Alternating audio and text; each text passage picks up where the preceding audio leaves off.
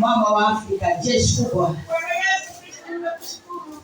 Kwa sababu unaondoa dhambi zetu, kwa sababu tumekuwa watakatifu, na wewe Bwana endelea kutenda kazi juu ya mioyo ya watu wako, kwa sababu hawataweza peke yao wenyewe, hawana uwezo, hawana mamlaka, hawana kila kitu chochote, lakini vitu vyote vikatanga na mikono yako. Baba, uwabariki katika jina la Baba na Mwana na Roho anayetengeneza kila neno na kila tendo kubwa, kwa jina la Yesu. Amen.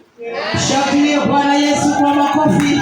Wakati kama Waafrika anapanda juu, piga makelele kwa Yesu. Haleluya.